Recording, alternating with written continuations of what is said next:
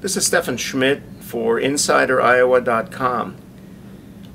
This week we saw some developments in North Africa, specifically in Libya, that are pretty interesting, and they are interesting politically to me and to those of us who are watching the discussions about President Obama and his re-election and so on. Muammar Gaddafi seems to be almost finished, perhaps finished by the time you watch this. His palace and his fortress has been breached, and the rebels have taken it over.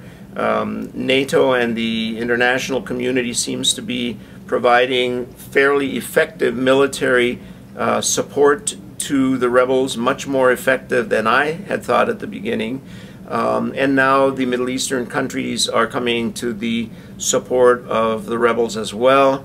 There are billions of dollars of Libyan government money in bank accounts that have been frozen, but I think today, I believe it was maybe the Germans and the French decided that they are going to release some of that money to the rebels so that they can begin organizing a government.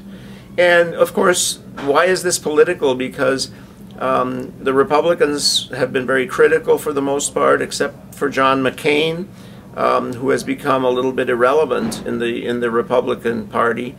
They've been critical of President Obama for getting involved in Libya. They were critical for him bringing NATO in and having the Europeans play a very lead role up front, in addition to whatever role the U.S. has played.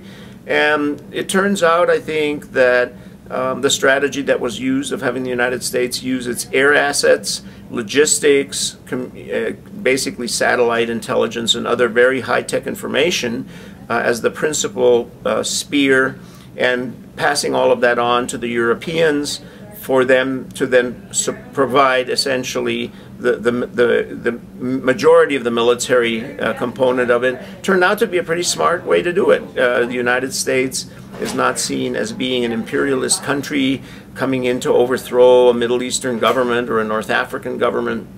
And it's a broad coalition, including the British and the French and Italians and others.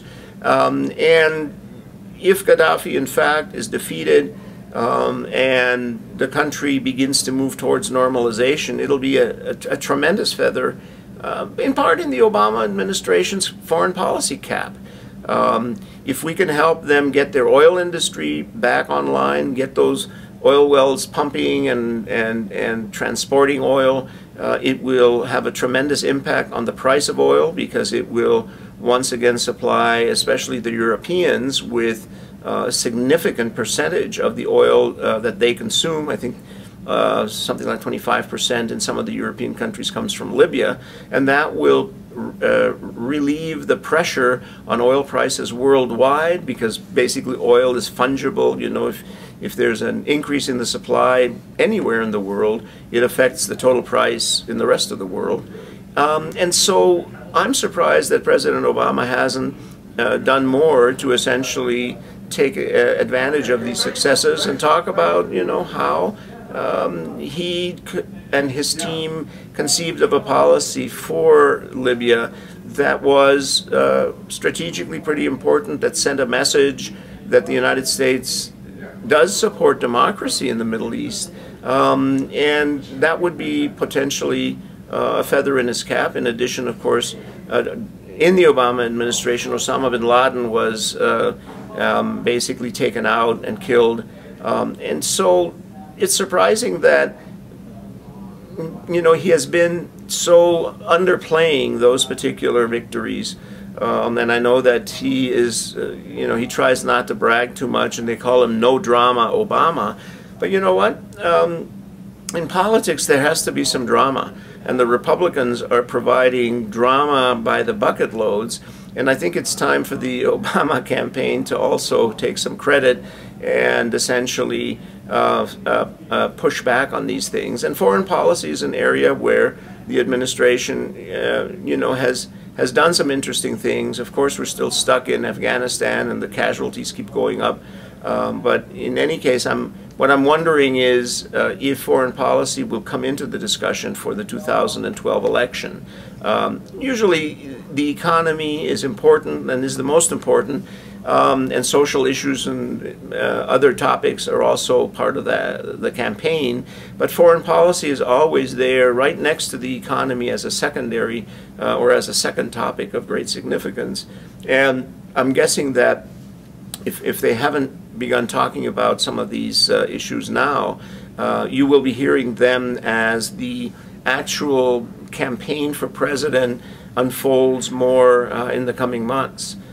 So foreign policy, an important issue, and some interesting stories in the news that could be part of the discussion going towards November of 2012 as to who would make a good American president. And I guess the question will be which of the Republicans would be qualified and experienced enough to devise and conceptualize and understand foreign policy in order to lead the United States. And I guarantee the question will come up, even though it hasn't been asked recently or yet of people like Michelle Bachmann and others who are front runners. So foreign policy in the news and in politics.